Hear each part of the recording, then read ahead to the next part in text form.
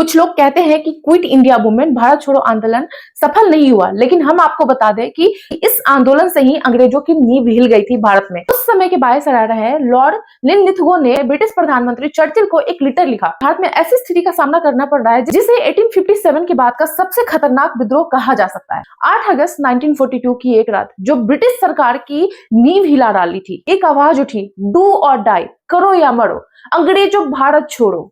और हर हिंदुस्तानी के दिल में आग लग गई कि अब हमें आजादी चाहिए। इंडिया में पहली बार ऐसा हुआ था कि बिना नेता के जो है सो जनता आवाज उठा रही थी, जनता आजादी के लिए संघर्ष कर रही थी और इस आंदोलन को जनता ने ही लीड किया था। उस समय के बायस रहा है लॉर्ड लिनलिथगो ने ब्रिटिश प्रधानमंत्री चर्चिल को एक लेटर लिखा। भारत में ऐसी स्थिति का सामना करना पड़ रहा है जिसे 1857 के बाद का सबसे खतरनाक विद्रोह कहा जा सकता है। और ये थी महात्मा गांधी की आखिरी पुकार, अंग्रेजों भारत छोड़ो, quit India movement.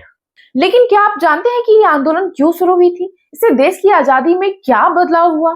Second world war का टाइम चल रहा था। उस टाइम में ब्रिटेन जो है सो पूरी तरह से उस वर्ल्ड वॉर में इन्वॉल्व था। वो सेकेंड वर्ल्ड वॉर में बहुत सारे इंडियंस को ले जाना चाहते थे। इसके लिए उसने क्रिप्स मिशन को भारत भेजा।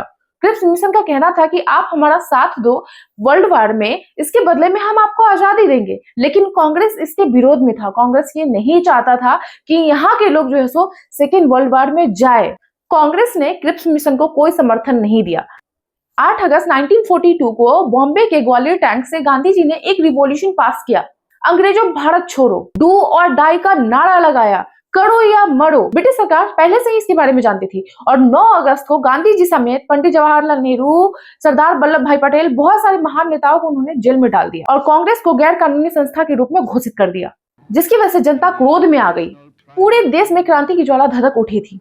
सरकार विरोधी प्रदर्शन होने लगे, हड़तालें हुई, चक्का जाम हुआ, रेल सेवाएं बंद कर दी गई, लोग अपने जॉब पे जाना बंद कर दिए और कुछ ही दिनों में यह आंदोलन क्रांति का रूप ले लिया। पहली बार ऐसा हुआ था कि बिना नेता के जनता प्रदर्शन कर रहे थे। ना जाने कितने लोग मारे गए, कितने लोग गिरफ्तार हुए, इसकी कोई गिनती नहीं थी उस टाइम में। और उस टाइम अंग्रेजों ने भारतीयों के साथ बहुत ज्यादा क्रूरता से पेश आया, जिसके बाद भारतीयों ने ये कहा कि अब बस, अब हमें आजादी चाहिए पूरी तरह से हमें अंग्रेजों से आजादी चाहिए। उसमें जो है सो जयप्रकाश नारायण की भूमिका बहुत इंपॉर्टेंट थी। उस टाइम बिहार में भी बहुत ज्यादा प्रोटेस्ट हुआ। आज जो हम बिहार के सचिवालय में 7 स्टूडेंट का स्टैचू देखते हैं, उन 7 स्टूडेंट का उस टाइम में बहुत इंपॉर्टेंट रोल था।